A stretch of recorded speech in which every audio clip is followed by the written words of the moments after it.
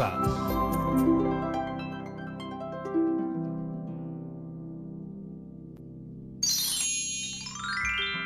Muy buenos días, chicas y chicos. ¿Cómo se encuentran el día de hoy? Espero que estén súper bien. Yo soy Patricia Barreto y les doy la bienvenida una vez más a Aprendo en Casa, una iniciativa del Ministerio de Educación para seguir aprendiendo y descubriendo el mundo con nuevos aprendizajes desde sus hogares. Este programa está dirigido a chicos y chicas de quinto y sexto grado de primaria, pero toda la familia que esté en casa puede unirse porque aprender juntos es mucho más divertido. Eso sí, muy importante y fundamental, no se olviden traer sus cuadernos u hojas y tener lápiz a la mano para tomar sus apuntes. Como saben, estas 2 semanas nos dedicaremos al tema de los recuerdos.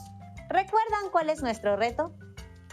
Así es, vamos a recopilar y seleccionar anécdotas familiares y de la comunidad para luego escribirlas y compartirlas.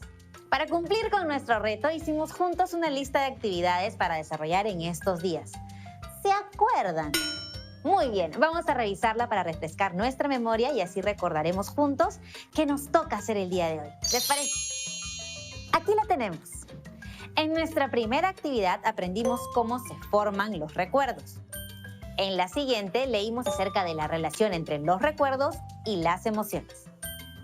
Entonces, chicas y chicos, lo que nos toca hacer es recopilar y organizar recuerdos en una línea de tiempo. Para acompañarnos en esta actividad está con nosotros nuestra querida profesora Ángela. Bienvenida, profesora. Gracias por estar con nosotros. Muchas gracias por la bienvenida, Patti. Buenos días, chicas y chicos. Soy la profesora Ángela Gabriel y estoy contenta de acompañarlos en esta actividad donde vamos a ver cómo podemos organizar nuestros recuerdos en una línea de tiempo. Pero no solo los nuestros, sino también los de nuestra familia. ¿Están listas y listos? ¡Yeah! Pues empecemos. Como ya lo dijo Patricia, estas semanas en nuestros programas recordaremos momentos especiales de cuando éramos muy pequeños, que aunque no suelen ser muy precisos o exactos, nos generan emociones. Cuando vamos creciendo y somos mayores, nuestros recuerdos suelen ser más claros, porque, entre otros motivos, tenemos algunos medios que nos ayudan a recordar mejor, como son las fotos, videos, objetos que coleccionamos de algún viaje o momento especial que nos ha marcado. Incluso una canción, el sabor o el olor de una comida nos puede recordar un momento personal o familiar muy grato. Desde la matemática, los recuerdos están relacionados con el tiempo y su medida. Durante este programa nos enfrentaremos a 2 retos o desafíos que tienen que ver con eso. Uy, me encanta eso de los retos. Suena muy emocionante. Y lo es, Patricia. Vamos por el primer reto. Reto número 1. En este primer reto buscaremos registrar y organizar tanto nuestros recuerdos personales y o familiares como los colectivos. Es decir, aquellos que involucren a nuestra comunidad, región o país. Esto nos va a servir de material para nuestras próximas actividades. ¡Ay, qué genial! ¿Y cómo empezamos, profesora? Bueno, primero les plantearemos 2 preguntas. En un primer momento, estas preguntas estarán dirigidas a ustedes, pero luego deberán plantearlas también a sus familiares y registrar sus respuestas en su cuaderno u hojas. Muy bien. ¿Y cuáles son esas preguntas? Las preguntas son: ¿cuál es el primer recuerdo que te viene a la memoria y qué edad tenías en ese momento? ¿Qué otros recuerdos significativos a nivel personal, familiar o colectivo puedes evocar? ¿Y qué edad tenías en ese entonces? Para la primera pregunta, ¿cuál fue el primer recuerdo del que tienes memoria y qué edad tenían? Entrevistamos a algunas niñas, niños y adultos para averiguar. ¿Quieren saber sus respuestas? Sí, claro que sí. Escuchemos a Arturo. Mi primer recuerdo es cuando acompañaba a mi padre en la chacra. Me gustaba poner palitos o cañas secas en los canales de agua y me imaginaban que eran barcos. Debía tener unos 3 años, no lo recuerdo muy bien. Mi primer recuerdo es cuando iba a comprar leche con mi mamá. Nos despertábamos muy temprano e íbamos al establo con una olla o envase. El establo estaba a unas 4 cuadras de la casa y ahí nos vendían la leche para el desayuno. Creo que tenía 3 años o un poco más. Yo recuerdo a mis papás juntando hojas secas de eucalipto para luego quemarlas. Hasta ahora puedo sentir el olor de las hojas quemándose. Debía tener unos 3 años aproximadamente. ¡Ah! ¡Qué impresionante lo diferentes que pueden ser nuestros recuerdos! Ajá. ¿A qué conclusiones podemos llegar, Patti? Ya sé, profesora. Tienen que ver con la edad en común de las personas que nos han contado sus recuerdos. Los primeros recuerdos se fijan aproximadamente a partir de los 3 años. Muy bien, Patti. Excelente conclusión. Ahora, tomando como ejemplo los recuerdos que hemos escuchado, los invito a pensar en el primer recuerdo que tengan en la memoria y apuntarlo en un papel. ¿Qué edad tenían cuando sucedió? Y para las chicas y los chicos que están en casa, les propongo algunas ideas para ayudarlos a recordar esos momentos. También te pueden servir a ti, Patti. ¡Claro que sí! A ver, aquí les dejo algunas ideas. Tu primer día de clases, algún recuerdo familiar relacionado con un juego o un tiempo compartido con alguno de tus padres, algún viaje familiar, alguna mudanza, alguna visita de un familiar a casa, algún evento deportivo o académico en el que participaste, alguna boda, aniversario o cumpleaños en la familia, la llegada de una mascota a la familia, algún evento importante en tu comunidad o el país. Profesora, qué buenas propuestas. Ya tengo claros algunos recuerdos que quisiera compartir, pero ¿cómo podríamos presentar esta información? Una posibilidad es hacer una lista ordenada. Podríamos empezar con los recuerdos más lejanos y terminar con aquellos que son más recientes. Ah, como una línea de tiempo. Exactamente, Patti. La línea temporal o línea de tiempo podría ser una forma atractiva que permita ver la secuencia en que ocurrieron dichos eventos y qué tan lejano está un evento del otro. Profesora, ¿y podemos hacer una línea de tiempo de cualquier momento? Claro que sí. En una línea de tiempo puedes ordenar y ubicar eventos en un periodo de tiempo tan breve como una parte de un día. Mira, así. ¡Wow! Ese se parece al día de un estudiante de quinto o sexto de primaria.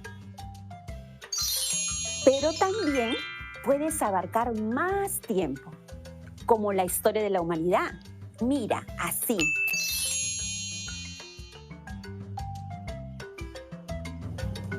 Tiene razón. Puede abarcar un tiempo tan extenso como la historia de toda la humanidad. Así es, Patti. Ahora, analicemos las características de las líneas de tiempo. Pueden incluir solo texto o también ilustraciones.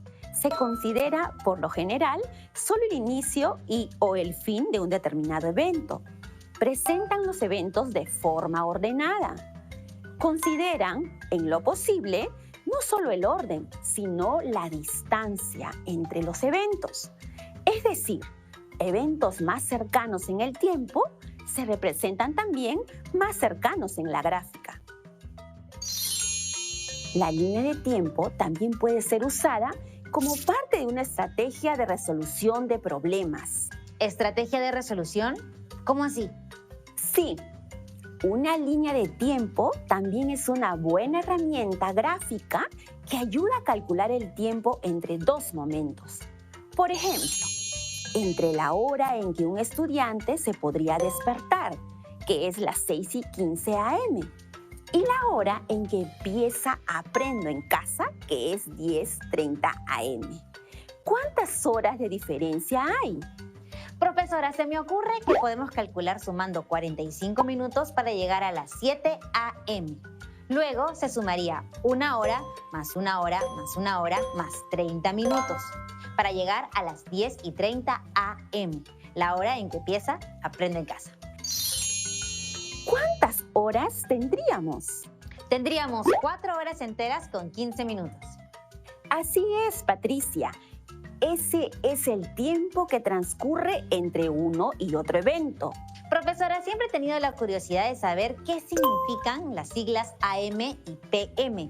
Es decir, sé que se distinguen las horas de la mañana y de la tarde, pero no sé exactamente qué significan. Es una muy buena pregunta, Patti. Todos sabemos que el día tiene 24 horas. Además de ello, el mediodía, es decir, las 12, que es la mitad de 24, representa el límite entre las horas de la mañana y de la tarde.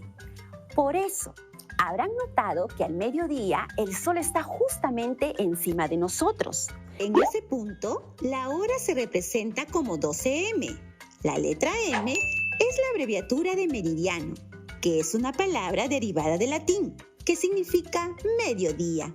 A las horas previas al mediodía se les agrega la abreviatura AM, es decir, antes del mediodía, mientras que a las horas posteriores se les agrega la abreviatura PM, que significa pos o después del mediodía.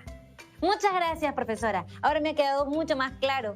Entonces, por ejemplo, si queremos saber cuántas horas transcurren desde el inicio de Aprendo en Casa, que es en la mañana, es decir, AM, hasta la hora de almuerzo, que es después del mediodía, ¿cómo lo haríamos? Primero, calcularíamos cuántas horas faltan desde las 10:30 AM para el mediodía y luego cuántas horas hay desde el mediodía hasta la 1:30 PM. Así. Por lo tanto, de las 10:30 AM a la 1:30 PM, ¿cuántas horas hay según lo ves en la gráfica, Patricia? Hay 3 horas de diferencia. Muy bien, Patti. Ahora, vamos a ir a una pausa comercial. Van a presentar sus recuerdos usando todo lo que hemos aprendido de la línea de tiempo. Vamos, aprovecha el corte para apuntar tus recuerdos. Ahora volvemos.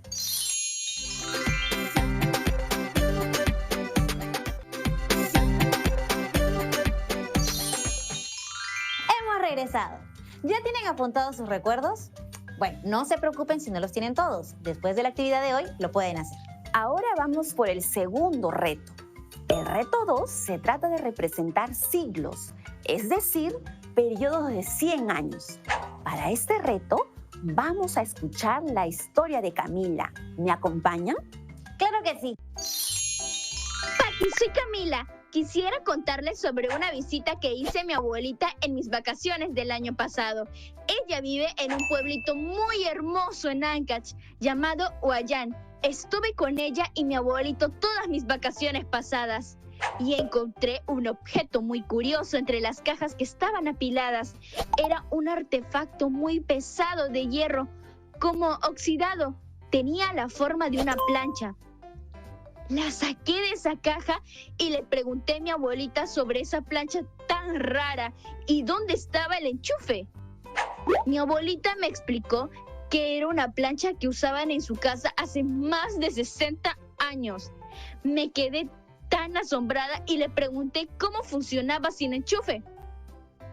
Entonces, mi abuelita me contó que era una plancha que no necesitaba electricidad, porque se calentaba en la hornilla de la cocina. Mi abuelita me explicó que a pesar de tener electricidad y tener una plancha eléctrica, conservaba esta plancha porque era un recuerdo de su mamá, o sea, mi bisabuela. Y en su momento, cuando se iba la electricidad, lo salvaba de apuros. Se imaginarán qué cara puse, qué antigua era esa plancha, a lo que mi abuelita me dijo que no me sorprendiera tanto, porque tenía una más antigua aún. Y de pronto fue a otra de las cajas que estaban ahí y sacó otra plancha. Me dijo que era de su abuelo que había sido sastre. Esa plancha era más rara aún que la otra. Le pregunté cómo funcionaba y ella abrió la plancha y me mostró un espacio donde se colocaba el carbón caliente, cómo se cerraba el seguro para finalmente planchar. Quedé fascinada con esas 2 planchas antiguas, pero estaba intrigada sobre cuándo se modernizaron las planchas, cuándo se había inventado la plancha eléctrica, quién la inventó. Mi abuelita no estaba segura, así que le propuse buscar en internet para tener información exacta. Fui a la computadora y me puse a buscar, y ahí nos enteramos de que las planchas eléctricas se inventaron a finales del siglo... Uy, no sé cómo se dice. ¿Me podrían ayudar a comprender cómo se lee este número y a qué año corresponde? Wow, profesora, yo nunca había visto esas planchas, pero qué hermoso que la abuelita de Camila aún las conserve. Y claro que podemos ayudarla, ¿verdad, profesora? Claro que sí, Patti. Como ya hemos adelantado, los siglos son periodos de 100 años y se representan con números romanos. Para cumplir nuestro segundo reto, deberemos aprender a leer y escribir números romanos. Para eso, basta con recordar algunas equivalencias y unos cuantos principios. Empecemos por las equivalencias. El símbolo I representa la unidad. El símbolo V representa 5 unidades y el símbolo X representa 10 unidades. Profesora, Arturo, que es súper fan de Aprendo en Casa, sabía lo que íbamos a aprender el día de hoy y nos mandó un mensaje porque quiere mostrarnos cómo se podría representar en números romanos del 1 al 4. ¿Lo vemos? 1 se representa así.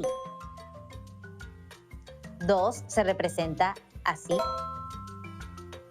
3 se representa así y 4 se representa así. Arturo, gracias por participar. La representación del 1, 2 y 3 está muy bien, pero para representar el número 4 es importante saber que en el sistema de numeración romano los símbolos no podían repetirse más de 3 veces. Entonces, ¿cómo hacían para representar el 4? Básicamente, entendían al 4 como 1 menos que 5. Es decir, representaban al 4 como una resta indicada así. La I antes del símbolo V significa que se restaba 1 de 5. Vaya, qué interesante. Estoy segura que Arturo ya corrigió la representación del número 4. Profesora, ¿y el 5, como usted ya nos dijo, se representa así? Y para el 6 se representa como un 5 más 1 y se veía así. El 7 como un 5 más 2 y se representa así. El 8 como un 5 más 3, es decir, se vería así. A ver, un reto para ustedes en casa. ¿Cómo se representa 9? Recuerden que un símbolo no se puede repetir más de 3 veces. ¿Puedo intentarlo, profesora? ¡Por supuesto! Como no puedo repetir un símbolo más de 3 veces, no puedo representar a 9 como un 5 más 4, pero sí lo puedo entender como un 10 menos 1. Entonces escribo el símbolo del 10, que es X, y como quiero mostrar que voy a quitar 1, pongo el 1 a la izquierda, así. Muy bien, Patti. Finalmente, el 10 se representa así. Ahora, analicemos cómo representaban los números 10, 20 y 30 hasta el 100. ¿Quieres intentarlo, Patti? Sí, profesora. Como usted ya nos dijo, para el 10 tenían el símbolo X. Para el 20 repetían 2 veces el símbolo 10 y se veía así, XX. Para el 30 repetían 3 veces el símbolo 10 y se veía así, XXX. Y para el 40 haríamos lo mismo que hicimos para el número 4, ¿verdad, profesora? Así es, Patti. Muy bien. Para el 40 podemos pensarlo como una resta, es decir, 50 menos 10. ¿Sabes cómo se representa 50? Sí, profesora. 50 se representa con una L. Entonces, 40 se vería así, XL. Muy bien, Patti. 50 se representa así, L. 60 como 50 más 10 y se vería así, LX. 70 como 50 más 20 y se vería así, LXX. 80 como 50 más 30 y se vería así, LXXX. Yo quiero intentarlo con el 90, profesora. Con el 90 trabajaríamos de forma parecida al 9. Se representa como una resta. En este caso, la resta sería 100 menos 10 y se vería así. Perfecto, Patti. Finalmente, 100 se representa con el símbolo C. Y para representar al número 500, lo haremos con la letra D. Mientras que si queremos representar 1000, lo haremos con la letra M. Voy entendiendo la lógica. Me gusta. Seguro que sí. Algo similar ocurre con las centenas y millares. Por ejemplo, ¿cómo representarían 600? Sería un 500 más 100, o sea, DC. ¿Y 400? Ya sé, sería 500 menos 100, o sea, CD. Y para 900, como no se puede repetir un símbolo más de 3 veces, sería 1000 menos 100. O sea, se vería así, CM. Excelente, Patricia. Creo que estamos más que listos para ayudar a Camila a leer en qué siglo se inventó la plancha eléctrica. Camila averiguó que las planchas eléctricas se inventaron a fines del siglo XIX. ¡Excelente! Ahora nos falta aprender qué años comprende el siglo XIX.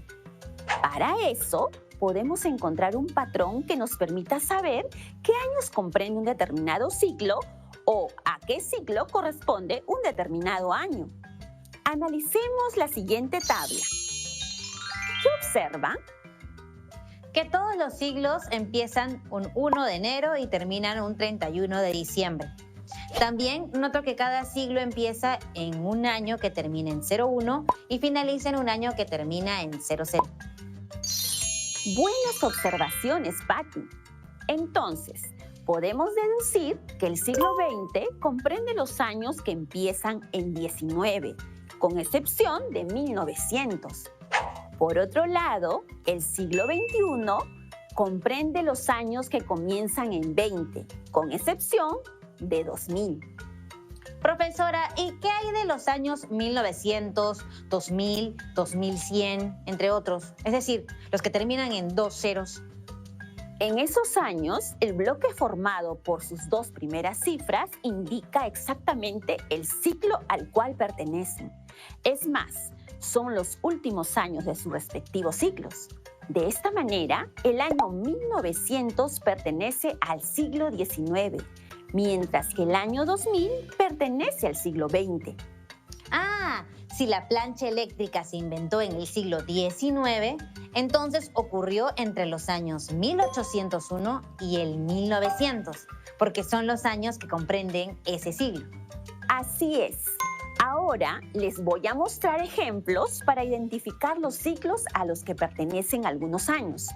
Por ejemplo, si tus papás nacieron en 1974, lo que vamos a hacer es ver que ese año empieza en 19 y que esto corresponde al siglo XX, tal como hemos visto en la tabla.